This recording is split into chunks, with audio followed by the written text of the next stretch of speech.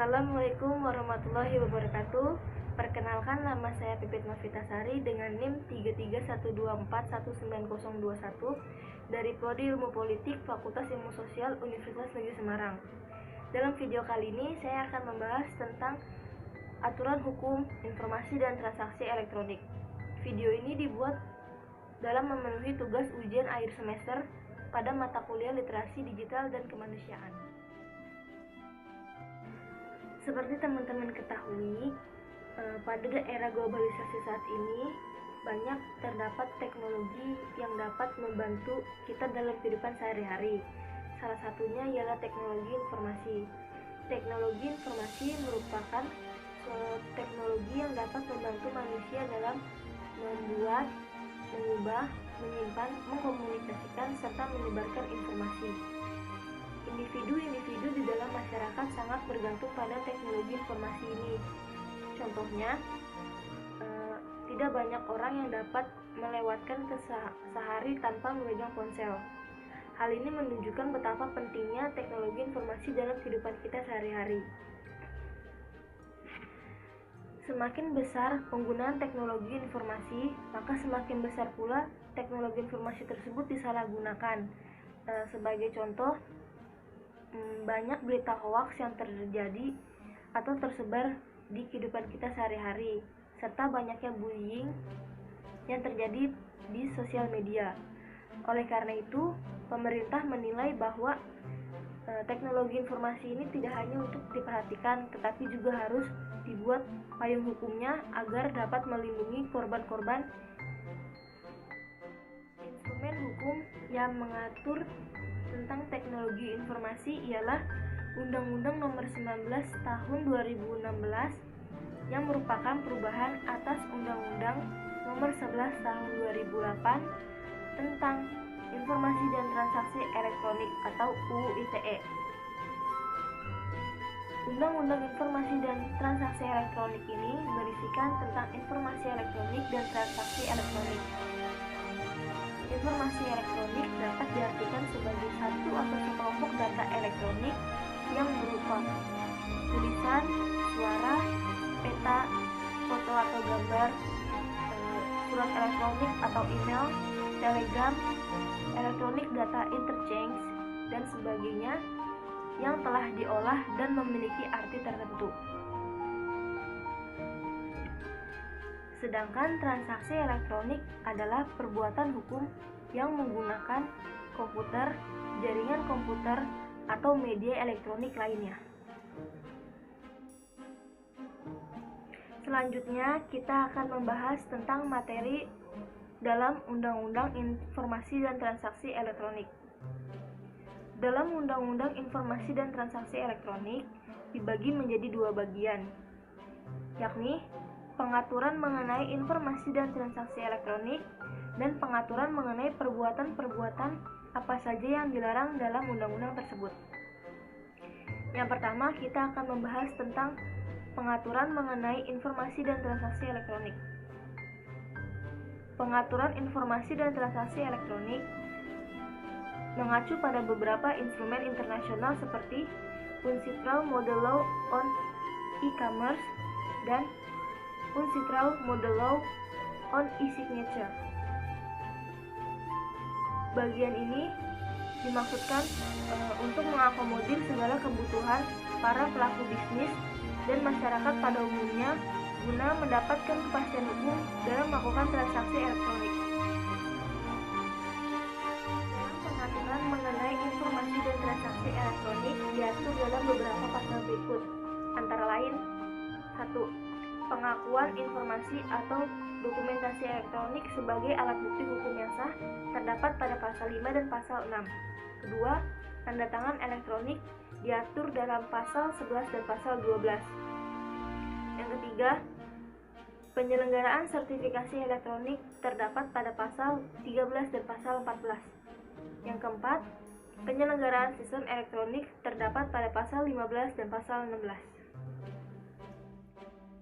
Pengaturan mengenai perbuatan-perbuatan yang dilarang atau cybercrimes yang diatur dalam Undang-Undang ITE antara lain: 1. Konten ilegal berupa kesusilaan, perjudian, penghinaan atau pencemaran nama baik, pengancaman, dan pemerasan yang diatur dalam pasal 27, 28, dan 29. Yang kedua, ada akses ilegal yang diatur dalam pasal 30. Yang ketiga, intersepsi ilegal yang diatur dalam pasal 31. Yang keempat, ada gangguan terhadap data yang diatur dalam pasal 32. Yang kelima, ada gangguan terhadap sistem yang diatur dalam pasal 33. Dan yang keenam, ada penyalahgunaan alat dan perangkat yang diatur dalam pasal 3. Berikut merupakan beberapa contoh kasus pelanggaran terhadap Undang-Undang Informasi dan Transaksi Elektronik. Pertama, ada kasus pelanggaran Undang-Undang Informasi dan Transaksi Elektronik oleh terdakwa Buniani sehubungan dengan penyebaran video pidato Basuki Cahayapurnama ketika masih menjabat sebagai Gubernur DKI Jakarta pada tahun 2016. Buniani diduga mengedit video Basuki Cahayapurnama ketika sedang berpidato, di mana pidato tersebut menggunakan salah satu ayat surat Al-Maidah. Perbuatan Buniani tersebut dinilai memenuhi unsur pasal 32 ayat 1 dan pasal 28 ayat 2 Undang-Undang Informasi dan Transaksi Elektronik dengan melakukan ujaran kebencian dan mengedit isi video Basuki Cahayapurnama. Atas perbuatannya tersebut, Buniani divonis bersalah dan dijatuhkan hukuman penjara 1,5 tahun oleh Pengadilan Negeri Bandung. Yang kedua, ada kasus dari salah satu musisi Indonesia, yakni Ahmad Dhani, di mana terdakwa membuat konten video yang berisi kata idiot yang dianggap melecehkan nama baik peserta demo di luar hotel tempat terdakwa menginap. Ia dilaporkan ke Polda Jawa Timur pada 30 Agustus 2018. Karena kasus inilah, Ahmad Dhani dikenakan tuduhan atas pasal 27 ayat 3 Undang-Undang Informasi dan Transaksi Elektronik yang merujuk pada pasal 311 KUHP. Atas perbuatannya tersebut, Ahmad Dhani divonis 1 tahun 6 bulan penjara oleh Pengadilan Negeri Surabaya. Untuk menghindari kemungkinan terjerat kasus hukum terkait ujaran kebencian dalam penggunaan sosial media, diperlukan langkah-langkah pencegahan antara lain 1. Ketika kita akan memposting sesuatu di sosial media, pikirkan dampak yang mungkin akan terjadi ketika postingan tersebut dimuat, baik itu postingan berupa kalimat, foto, maupun video. Jadi, sangat penting untuk kita selalu menjaga sikap dan selalu berpikir dahulu mengenai dampak apa yang akan ditimbulkan oleh postingan ataupun komentar yang kita buat di sosial media. Yang kedua, ada belajar menahan diri dan jangan mudah terprovokasi.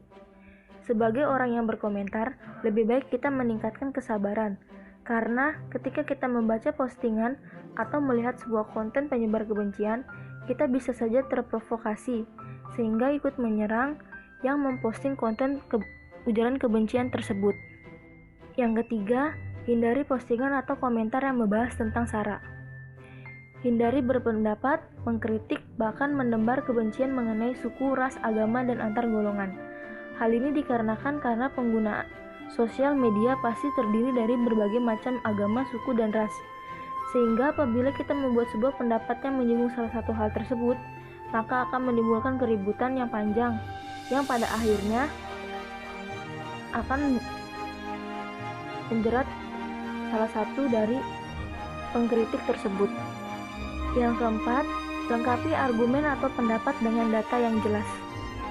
Ketika kita mengkritik seseorang, lengkapilah kritik atau pendapat kita tersebut dengan data-data yang valid, dengan referensi maupun fakta yang ada, sehingga kita tidak dituduh mencemarkan nama baik orang lain yang kita kritisi.